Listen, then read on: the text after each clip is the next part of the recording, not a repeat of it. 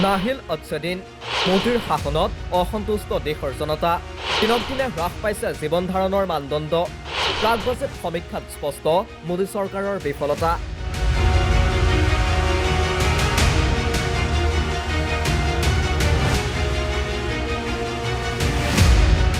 দিনে দিনে বাঢ়িছে প্ৰায় প্ৰতিটো সামগ্ৰীৰ দাম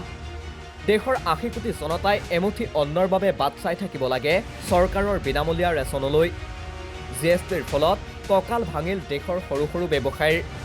এটা কৰ্মসংস্থাপনৰ অভাৱত হাহাকাৰ কৰিছে দেশৰ যুৱ প্ৰজন্মই ২০১৪ চনৰ পূৰ্বে সৰব ভূমিকা লোৱা নৰেন্দ্ৰ মোদীয়ে এতিয়া নকয় টকাৰ মূল্য হ্ৰাস পেট্ৰল ডিজেলৰ মূল্য বৃদ্ধি তথা নিবনুৱা সমস্যাৰ কথা ভাষণতেই শেষ হ'ল অচ্ছেদিনৰ সপোন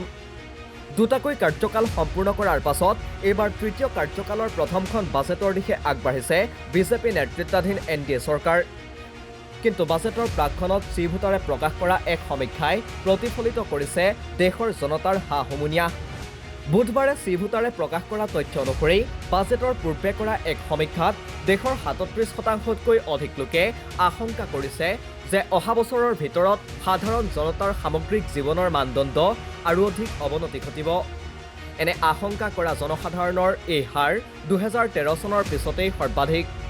শ্ৰীভূতাৰে কয় যে এই সমীক্ষাৰ বাবে দেশৰ সমগ্ৰ ৰাজ্যসমূহৰ ৫,২৬৯ জন প্ৰাপ্তবয়স্ক লোকৰ মাজত তেওঁলোকে এই সমীক্ষা কৰিছিল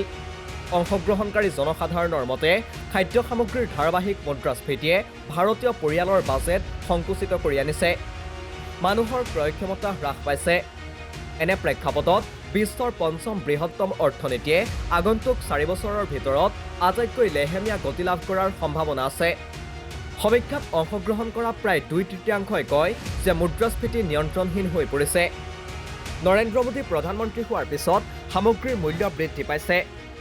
আনহাতে আধাতকৈ অধিক লোকে কয় যে মুদ্ৰাস্ফীতিৰ হাৰে তেওঁলোকৰ জীৱন ধাৰণৰ মানদণ্ডত বিৰূপ প্ৰভাৱ পেলাইছে সমীক্ষাৰ তথ্য অনুসৰি প্ৰায় আধা সংখ্যক লোকে কয় যে তেওঁলোকৰ ব্যক্তিগত আয় যোৱা এটা বছৰত একেই আছে যদিও খৰচ বৃদ্ধি পাইছে সমীক্ষাত অংশগ্ৰহণ কৰা প্ৰায় ২/৩ লোকে কয় যে ক্ৰমাগতভাৱে বৃদ্ধি পোৱা এই খৰচ পৰিচালনা কৰাটো তেওঁলোকৰ বাবে কঠিন হৈ পৰিছে দেশত ক্ৰমাগতভাৱে বৃদ্ধি পোৱা এনে সমস্যাবোৰৰ সৈতে মোকাবিলা কৰিবলৈ চৰকাৰে কি ব্যৱস্থা গ্ৰহণ কৰিছে তাক লৈও বিভিন্ন সময়ত প্ৰশ্ন উত্থাপন হৈ আহিছে দুটাকৈ কাৰ্যকালত চৰকাৰে এনে প্ৰশ্নবোৰৰ সৈতে মোকাবিলাই কৰা নাছিল বুলিও সৰ্বত্ৰ অভিযোগ আছে তেনে সময়তে তৃতীয়টো কাৰ্যকালৰ প্ৰথমখন কেন্দ্ৰীয় বাজেটক লৈ দেশৰ মধ্যবিত্ত শ্ৰেণীটো যথেষ্ট আশাবাদী কিন্তু কেন্দ্ৰীয় বাজেটলৈ আশা পালি থকা দেশৰ জনতাই প্ৰকৃততে কি পাব সেয়া ১ ফেব্ৰুৱাৰীতহে স্পষ্ট হ'ব কিন্তু লক্ষণীয় হ'ব যে প্ৰাক বাজেট সমীক্ষাত শ্ৰীভূতাৰে প্ৰকাশ কৰা ধৰণে জনতাৰ জীৱন ধাৰণৰ মানদণ্ড উন্নত কৰিবলৈ চৰকাৰে কিবা ঘোষণা কৰিবনে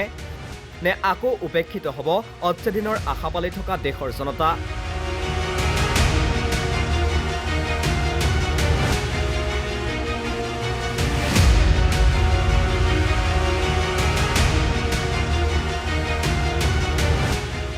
news desk report the cross current